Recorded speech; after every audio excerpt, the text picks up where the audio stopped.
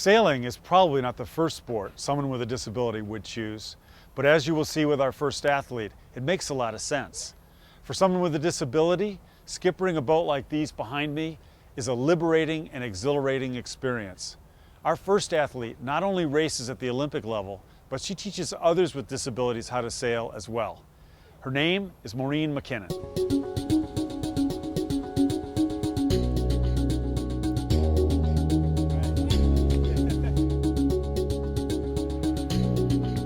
Maureen lives in Marblehead, Massachusetts. She was a nurse and a recreational sailor. What sort of sailor? One that didn't take it very seriously at all. You just liked it, Yeah, I love the whole, social aspect of sailing. That's what I sort of like to do. And I did race, but honestly, I hardly knew bow from stern back then. Could you describe the day of the accident? It was just a beautiful sunny day in August, and I wasn't doing anything risky or strange. It was in the middle of the morning, and I tripped on a rope that happened to be tied between a bollard and a boat stanchion, and it happened to be right next to an ocean seawall. Those darn ropes. Yeah, and I went flying over the seawall and down 13 feet and landed in a sitting position like this and broke my back. So as soon as that happened, I sort of felt, I could see the tide washing out, and I just felt as though my life force in my legs just kind of washed out with the tide. You knew enough about anatomy to know what had happened? I had gone to nursing school, and I knew exactly what had happened to me. I knew I was going to use a wheelchair for the rest of my life. Okay, there's your milk. You can start with your milk. Maureen and her husband Dan had 2 children after her accident. Then she decided to try an adaptive sailing program. Getting back into sailing and finding success in sailing gave me a whole new purpose in life, and also completely surprised me. I was absolutely incurable as a competitive sailor ever since. Next sail coming up. When someone is knocked flat, like Maureen and I were, we cannot surrender. We have to find a way back. And for many, sports is the way. It's something we can adapt to our situation and then focus on. Make no mistake, we are willing to focus harder and work harder than anyone else and will ourselves to get good. And once we do, the way Maureen eventually did with sailing, the bad feelings melt away. And that builds back the supercritical self-esteem we humans all need to be healthy and happy. Our Hoyer slings get better every year because we find a better solution. Maureen got a job, maybe the perfect job for her. She's the director of disabled sailing at Pierce Park Sailing Center. Its mission is to bring sailing to local children and disabled people of all ages and abilities. Richard Ramos is a quadriplegic with limited use of his arms. I sailed as a child. I grew up on Nantucket.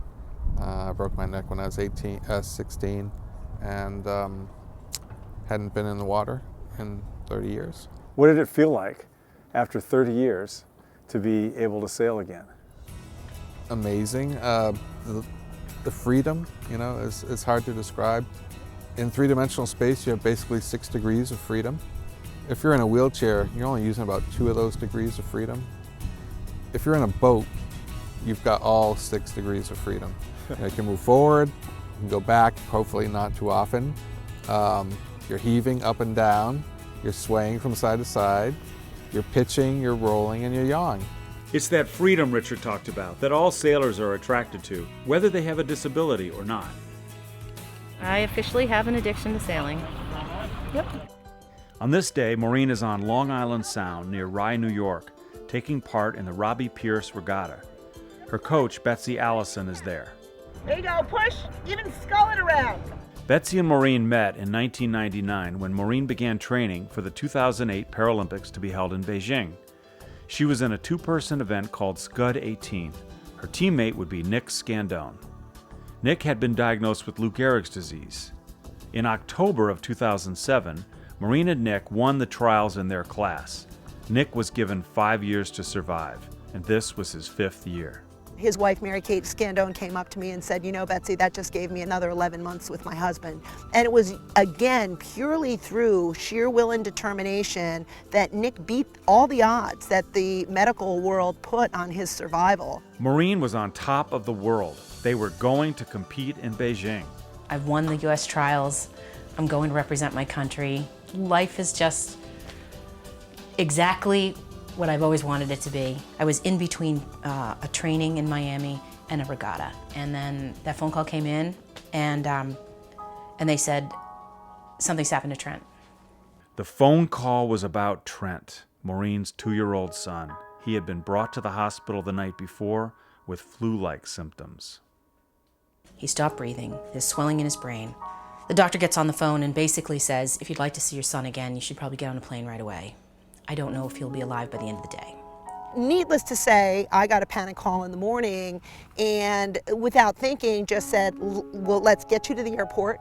Let's get you home so that you can take care of your family. So the scariest thing that particular day was, you know, when you get on the plane, they tell you to turn your phone off.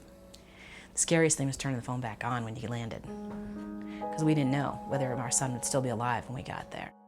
Trent was alive, and the next day, doctors performed an 8-hour operation and took a mass out of the back of Trent's head. Wow, that is an impressive scar. So that's where they cut him So he open. got skull taken out right there. They came to the room and they told us that they had got the entire tumor and that the edges were clean and that things looked good. And there was 6 months of chemo that we were told we're going to face, and then there was going to be 2 months of radiation after that. So then we had this big decision. What do we do? I mean, do I quit? I mean, how can I be a mom with a kid with this kind of cancer and train for the Olympics? How can I do that?